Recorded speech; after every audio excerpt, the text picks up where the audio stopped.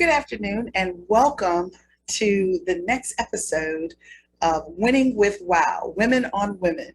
We have an awesome show set up for you today, and we're looking forward to learning a lot more about Yedda and the things that she's working on.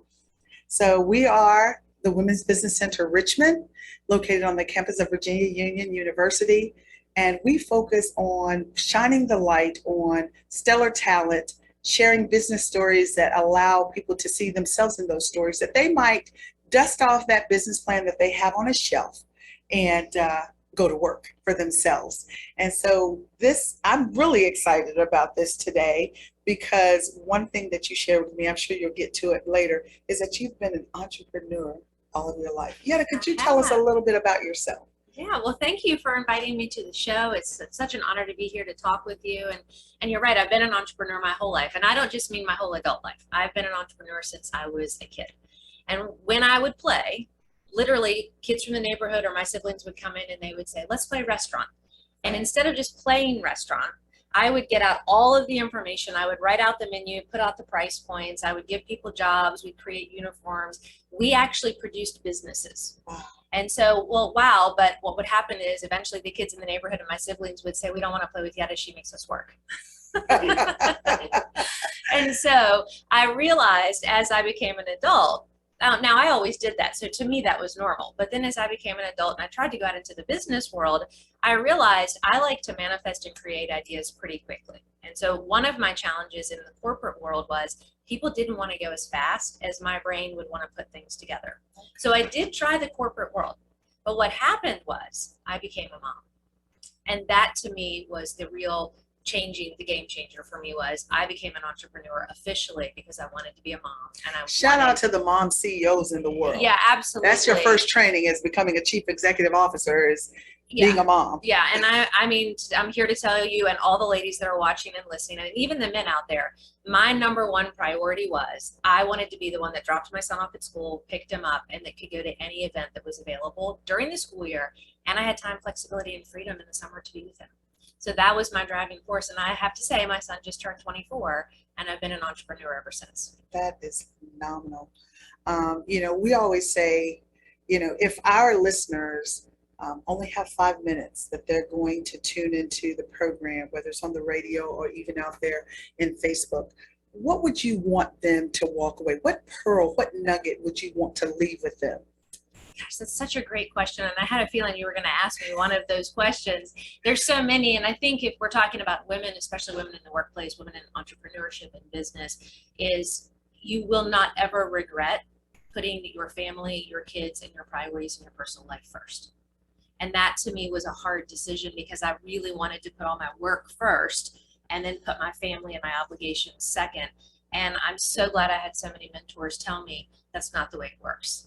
You will never, ever look back and regret putting him or putting her or putting those people first. And so when we think about business, it's so tempting to say, well, let me go in and work, and then when I'm done, I'll put these needs. And I never did that. And so when I talk to women especially, I tell them you won't regret being there when you pick them up from school, or saving that extra hour of work until they go to sleep and making them the priority first. And it's a hard one for us as women, because our brain does not get that. But I would say my advice to all of the women out there is, if you have a family, if you have personal needs, if you have kids, whatever it is, and you're contemplating, do I put them first, do I put work first, you're never going to regret putting them first.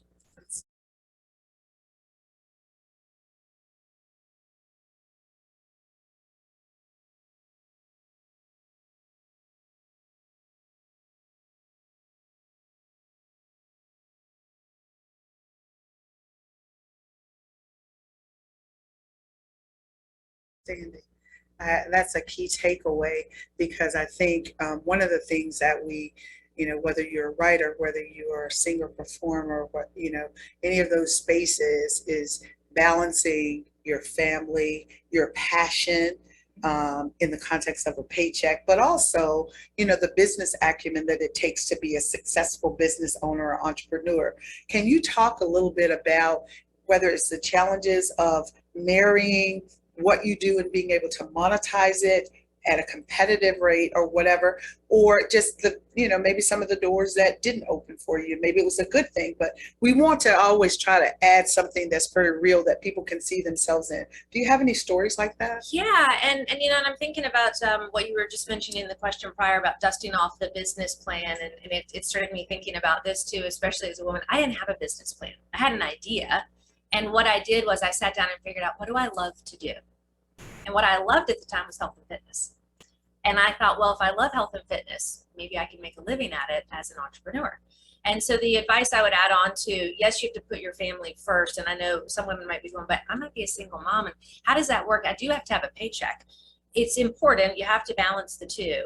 But when you get so focused on your business or your career that you've lost sight of the why behind it, which to me, my why was my son, was my family. But if you've also lost sense of what your passion, what your exactly what you just said, this purpose, this idea that you get really excited about, for me, it was an easy one to do what I love to do. So when I could marry why I was doing what I was doing with what I love to do, then it became this effortless ease. I didn't have to force anything. And so when I think about doors that opened and closed, I mean, I literally stood in the Henrico County with my toddler son on my hip, filling out a business license, going all in on, I just want to create a business. And I remember the lady saying, well, what's the name of your business? I just said, I have to have a name? I mean, I was that naive. Okay. And so I didn't have a plan. I didn't have it all figured out. I just had an idea.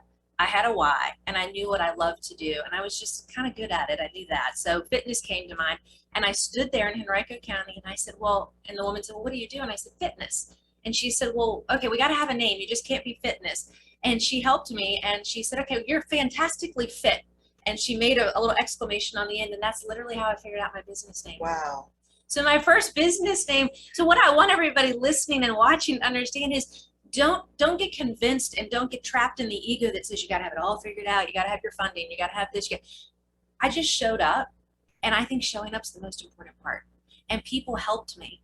And I might have looked like a fool, but I just asked, and I listened, and people gave me answers, and the next piece came, and the next piece came, which leads me to answer your question about the story. And so there was no manual out there. I mean, the year that my son was born, women still had to get a man to co-sign a loan. I mean, I just want to, so this was 1997. Okay. My son just turned 24. So this is not like it was way far back in the rearview mirror. And so I remember having this toddler and still, looking and then thinking, how am I going to fund a business? Okay. Now I've got a business license. What's next? I remember going to the bank again, baby on hip. And they said, well, is your husband going to sign a loan? And I said, what do you mean? Is he going to sign a loan? I had no idea that was needed. So I think the story here is you just show up, you ask the questions. And when they said, we won't give you a loan without your husband's signature. And I've admitted this in public on lots of shows and on my own podcast. And so I had a power of attorney. My husband was in the military at the time. And I said, well, I asked him, I said, can you co-sign a loan for me? And he said, no. I wanted a $25,000 business loan, you all. And he said, no. So you know what I did? I took the power of attorney to the bank, and I got a line of credit for $25,000 on the mortgage. Went home at dinner and slid it over, and I said, you said you didn't want to do it, but I do. And I tell you what, now, the ending of the story, we were married for 20 years. Okay. But we were married for 20, but we've been divorced for several years. So the chipping away, I mean, I would not advise this, okay? But we had other things. We get ready to have a whole nother show, right? There was some compound on there, but what I want to tell you is, I wanted it so bad. I wanted the freedom for my son, and I wanted to build a business. But what I think is important for women to hear is we didn't have resources when I started my business. There was not a manual, all this entrepreneurial pitching ecosystem, startup language, none of that existed. So I just showed up, and I did everything in my power to get what I needed. And then I showed up to the next piece and the next and the next. And so that power of what I would use language today of being in the present moment and just asking for what I needed. And if it came, great. If it didn't, I'd turn and where's the next door? So I do think it's advanced enormously for us as women in 20 years. However, it still isn't easy to start a business. It isn't. And I mean, that's an awesome segue to say that in reality, doing anything you want to do is probably 90% of desire and the passion to get Yeah. it done. We at the Women's Business Center, we provide some of those things that you just mentioned. We have a cohort of resource partners. We have comprehensive tools that will help you shape your business, but we can't provide the passion. We can't provide, we don't work your business for you, but we're there to assist and provide that technical, whether it's coaching, counseling, guiding, connecting you with mentors who've actually been in your area of business. But I really do think that that's really important. But our show is actually shown on WQCN 105.3, The Choice. And there's a spiritual element to that. But when I hear you speak, it makes me think about favor. Those are some things that you have to have, but you have to possess the land. You have to step out there. Oh, absolutely. Well, yeah. And so faith, by all means, faith. Now, I wouldn't say in the early years, I aggressively and actively saying I'm walking out on faith, but the fear of where I was and having to turn my little baby over to other human beings to take care of was greater than the unknown fear of where I was going to go. Mm-hmm. And so my faith naturally, and I think we all possess faith at the deepest sense of truth inside of us. Amen to that. So my faith rose up inside of me and somehow, somewhere said, take the next step, take the next step. And so it was definitely something that I don't profess now. I think I'm much more consciously aware of that. And I know when I'm in the midst of creating new things, and I've been an entrepreneur and bought, turned over, sold, turned around so many businesses since my own, that I now understand that equation. But I had to get a little bit of experience and get a little 20/20 vision to say, okay, it may not work out exactly like I think or you think, but we're going to step out now in faith and let's see who catches and what catches us. So that's the entrepreneurial journey, is being able to just kind of be in that threshold of, well, here's what the world is doing and here's the problems and there's solutions and what they're not doing. And I think as entrepreneurs, and I think women are really good entrepreneurs. Hey, shout out to women. And you want to know why, ladies? Because we know how to multitask. So I did this with a baby on the hip. I'm not kidding. One hand stirring something on the stove, another one, cleaning up while I'm sitting at the computer, studying, going to school, writing papers, doing business stuff, getting continuing education. And so I think as women, that's how our brains work. Now, no fault to the men. They're great entrepreneurs too. But I do think women are naturally great at multitasking. And so I actually leveraged that. I thought, I know how to do a lot. I'm the oldest of 4. I raised babies. So building a business can't be that hard. But just being able to recognize that. And I think that there's science and there's data that supports what you just said.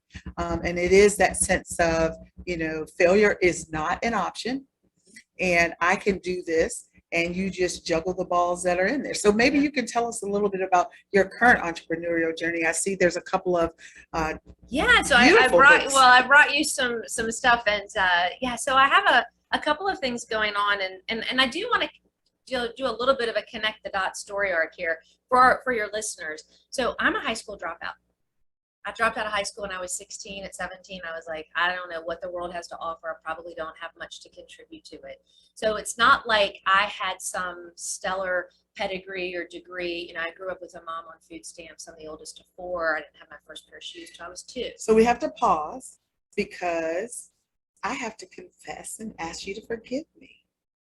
Because when I hear someone say that I've been an entrepreneur all my life, the first thought is, this is a person of privilege.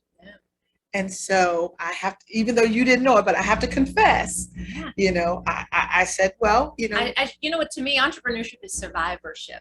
Oh, I love it. Yeah. I love it. And so the entrepreneurial space, so I wanted to give you that kind of story arc so your listeners would understand it isn't, now, do I have some privileges? Yes. Am I aware of that? Of course. But I didn't have the educational privilege. I didn't have the opportunity of any formal, I don't come from a wealthy family. Like I said, I grew up on food stamps, and my mom literally didn't have shoes, and I didn't have shoes until I was 2 years old. And the reason I share that is because my personal story, I would always hide. And so I didn't get my college degree. I actually have a GED, but I didn't get my college degree until I was 30, and my son was in kindergarten. Okay. And when I became an entrepreneur, I wanted something different for him. So I worked tirelessly to put him through private school, to put him through a private college education, to give him what I did not have a chance to receive. I'm sure he's very appreciative. Oh, he's super appreciative. I have the world's best kid. Sorry for all the other parents out there. I am the parent of the world's best child, and I will She just that. got the one. I'm going to claim it for the other who have four. I have the world best kids. The people who have four. You get the plural. and so, you know, for me, when people ask me about my journey now, and they see me, and I start talking about the things I'm doing now, I think it's really important. Actually, I believe it's really important to understand the whole story. And the story for me was I always hit that story. And so I was a natural entrepreneur. I just stepped into starting my business. It grew exponentially. I didn't know what to do with that success. I was ignorance on fire. I was doing what I love to do. Corporate wellness was in every corporation in Richmond. Loved what I was doing. Had some opportunities to step into building an integrative medicine practice, a holistic health club. Again, and I don't mean like I was an idiot or I was stupid. I just would show up and opportunities would come. And my faith component would be like, that looks like maybe I should go that way. Okay. And so I would follow where I was being led. And then that led me to getting an executive MBA at BCU. Again, wasn't on. Shout out to BCU. Yeah, I bleed black and gold for sure. And so I had my undergrad and my grad there. But what I want people to hear from this is I got the formal education in addition to what was just intrinsically already in me as an entrepreneur. I knew how to survive. I know how to show up. And this is where I'm going. I also knew how to shut up and sit down, because my entire childhood, shut up and sit down was used as a form of punishment, to quiet my voice, to silence myself, to disappear. Nobody wanted what I had to offer. So I had this narrative of shut up and sit. And so this narrative was my way of, I just would shut up, sit down, disappear when people didn't want to hear from me, and I'd go off and do what I needed to do. But it built a survivorship in me. And so the lead in is, after I went into the entrepreneurial world, business, education, did all that great stuff, it was all built on a very, very, what I would say, sensitive, precarious foundation of doubt, fear, and insecurity, and a lot of dysfunction. And so I had a big wake-up call about 10 years ago, where I had these two worlds, and they just kind of came crashing into each other. So my divorce happened. I had all this outer world success, but I didn't have a lot of inner success. Okay. And so what I did was I sold my businesses. I got out of a lot of ownership, and I took a year sabbatical, and I went within and I started really dissecting who I really was.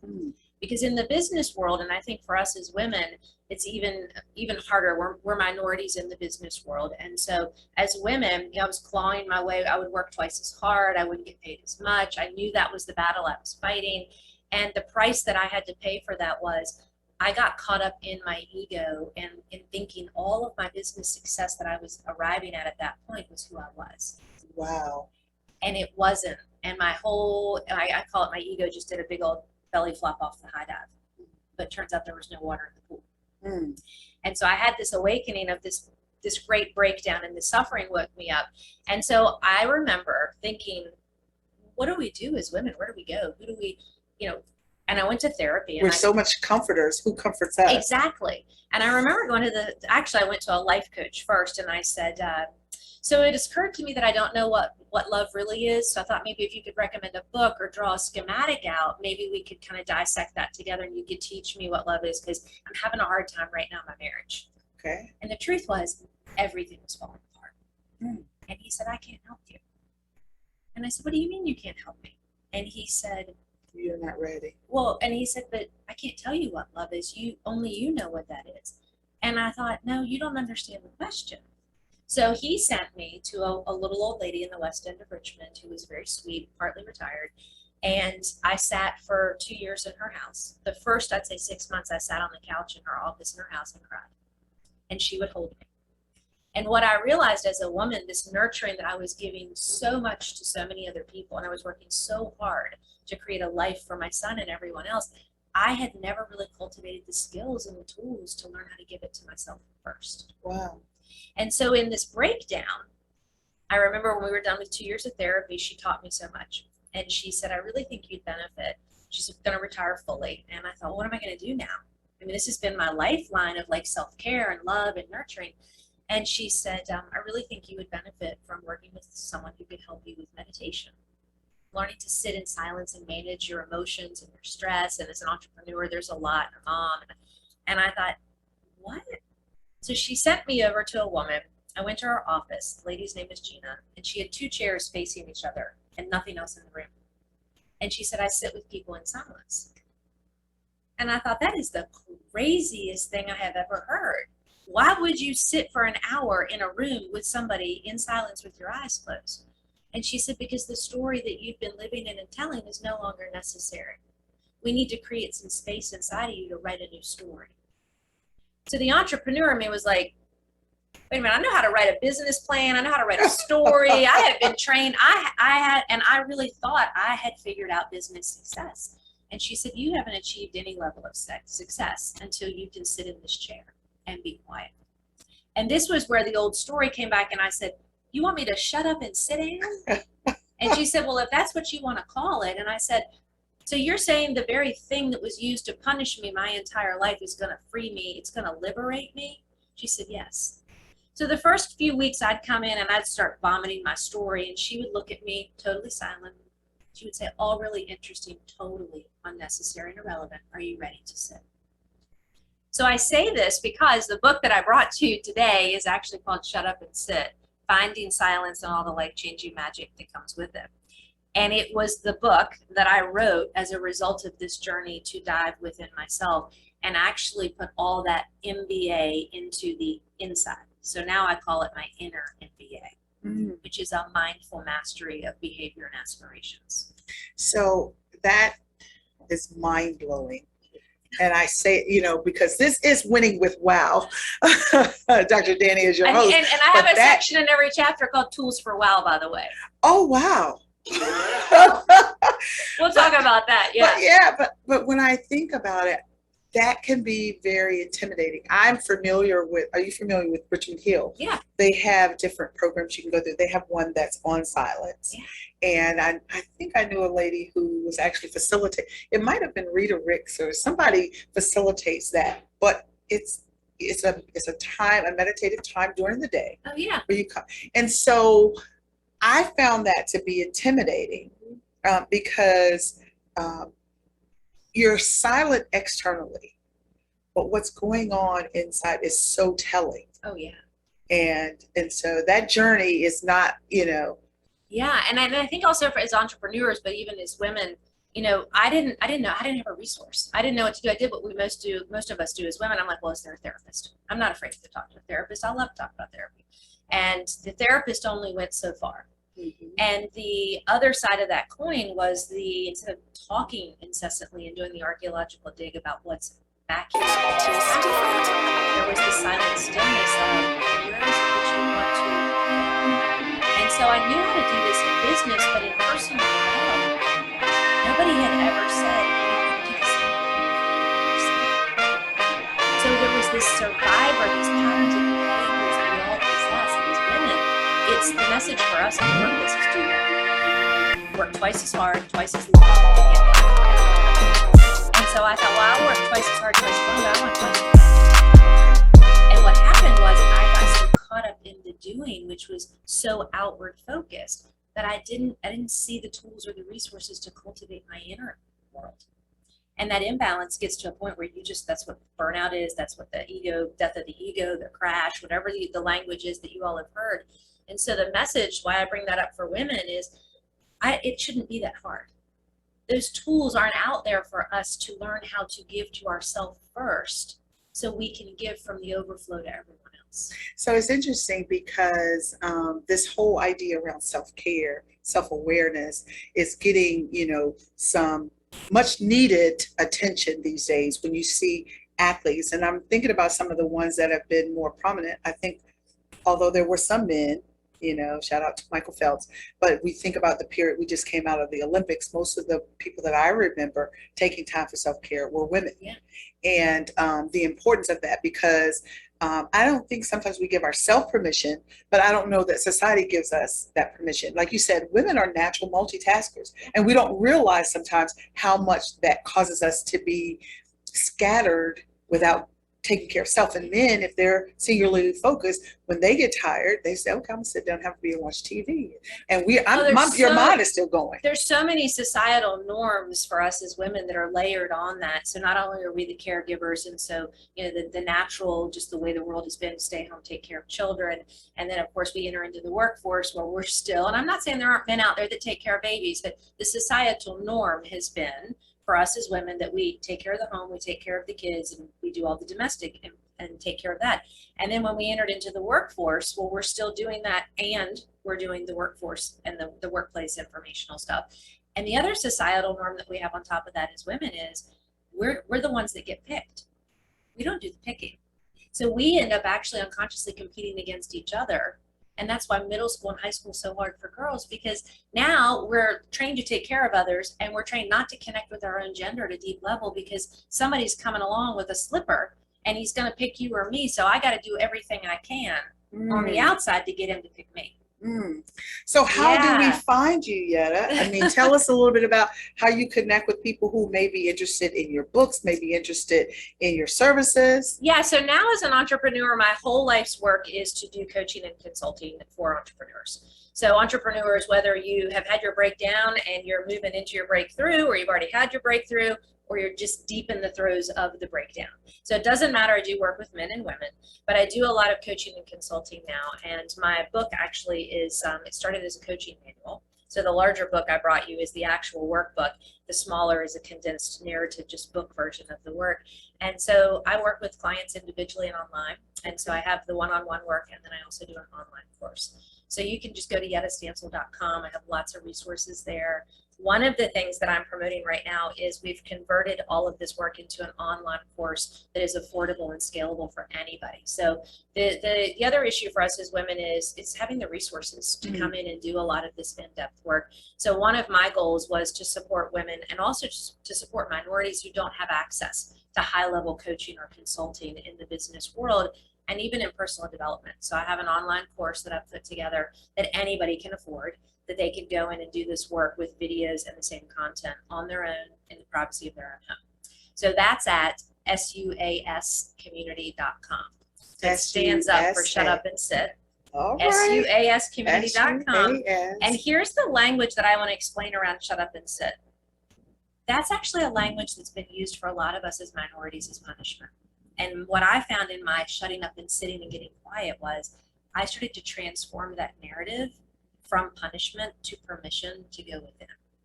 So the words mindfulness and all the Eastern teachings, they didn't come into a lot of focus for me for my own faith, but also because I thought that language doesn't speak to me, but I know how to shut up and sit down. So I don't tell people to meditate or do that. I'm like, why don't you just shut up and sit down and get quiet and go within? And when I say that, people go, I know how to do that. And I'm like, we all do. But we're transforming the being quiet out of that victimization into being a victor and coming out with new ways of showing up in the world. So that's why the title is Shut Up and Sit. And I do get asked that quite a bit. They're like, girl, you know you named it Shut Up and Sit. And I'm like, I know I did. You were intentional. I was intentional because I want to rewrite that language of punishment that so many of us suffer from, where we're told to disappear. And as women in the workforce, we are told to disappear. And we don't have to. Now that we have a tool, we have a resource, we have a connection. And I am so excited that Winning with WOW had an opportunity to bring you into the forefront of our listeners and our viewers, that they might be able to think more deeply about something like Shut Up and Sit, and that hopefully they will reach out to you. If not, if you hadn't gotten all that information and you want to follow up, please reach out to the Women's Business Center Richmond. You can reach us at all of our socials at the WBCRichmond.org or the WBC Richmond. Our telephone number is 804-525-9499. Please hit us up. Don't leave us out, because we have more boss ladies to share with you on WQCN 105.3, The Choice.